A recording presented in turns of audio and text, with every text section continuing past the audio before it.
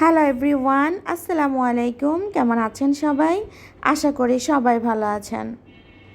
আমি আয়শা চলে আসলাম ছোট্ট একটি ভিডিও নিয়ে আপনাদের মাঝে। আর আজকের এই ভিডিওটা আমি শুরু করেছি রাত থেকে। বাড়ি থেকে এই শাকগুলো এনেছিল। আর চিন্তা করলাম সকালবেলা যদি এই শাকগুলো নিয়ে বসি তাহলে কিন্তু কাটতে কাটতে অনেক লেট হয়ে যাবে। তাই রাত্রে এই কাজগুলো সেরে নিচ্ছি। আমি এখানে শাকগুলো বেছে কুটে একদম রেডি করে নিয়েছি। যেগুলো ফেলে দিয়েছি সেগুলো ট্রেতে, আর যেগুলো ভালো শাক সেগুলো ঝুড়িতে নিয়ে নিয়েছি। এভাবে যদি এই শাকগুলো আপনি যদি আগের দিন রাতে কেটে সুন্দর করে রেখে দেন তাহলে সকালটা একদম সহজ হয়ে যাবে, কারণ এই শাক কাটতে কিন্তু অনেক সময়ের দরকার হয়। তারপর চলে আসলাম দুপুরের আয়োজনে। এখন আমি এই শাকগুলো রান্না করে নিব। কিভাবে রান্না করছি আপনাদেরকে বলি। আমার ভিডিওটা স্কিপ হয়ে গেছে, এজন্য হয়তো সম্পূর্ণ ভিডিও আপনাদের সাথে শেয়ার করতে পারিনি।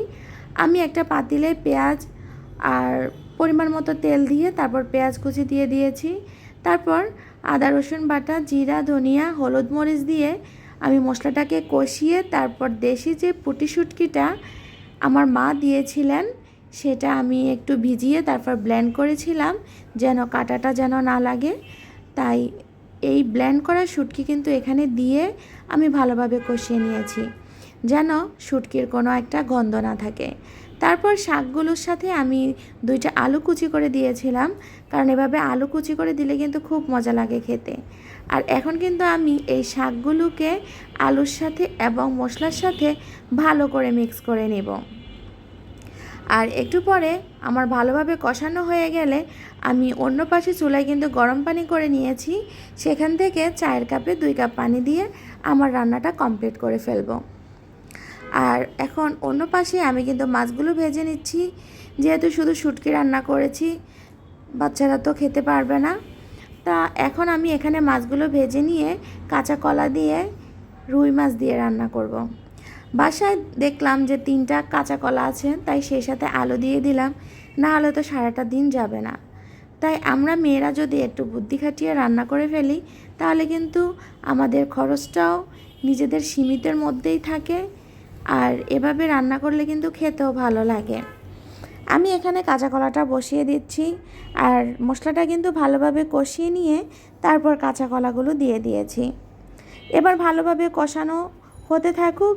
আর আপনাদের সাথে প্রতিদিনের মতো একটা কথাই বলবো, প্লিজ যারা ভিডিও দেখা শুরু করেছেন একটা লাইক দিতে অবশ্যই ভুলবেন না। আর যদি ভুলে থাকেন প্লিজ এখন একটা লাইক দিয়ে দিন। আর সম্পূর্ণ ভিডিও দেখে সুন্দর একটি কমেন্ট করতে পারেন। আপনাদের এই কমেন্টগুলো আমাদেরকে ভিডিও বানাতে উৎসাহিত করে। আমি আপনাদের সাথে শেয়ার করেছিলাম ইদানিং ভিডিও দেওয়া খুবই কম হচ্ছে, খুবই ব্যস্ততার মধ্যে দিন কাটছে। সবাই আমার জন্য দোয়া করবেন, আমার পরিবারের জন্য দোয়া করবেন।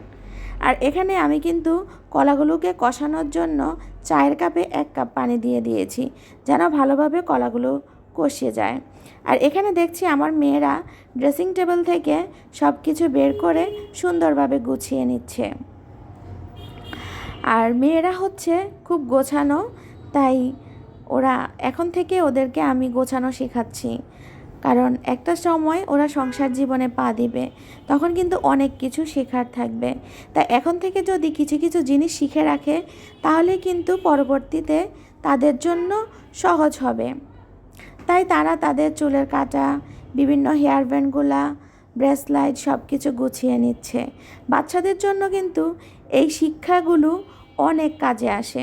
তাই আপনারাও চেষ্টা করবেন বাচ্চাদেরকে এই গোছানোর কাজগুলো দিতে, যেন তারা নিজেদের কাজগুলো নিজেরা গুছিয়ে করতে পারে। আর আমিও ভিডিও করে নিচ্ছি, ওরা গোছাচ্ছে।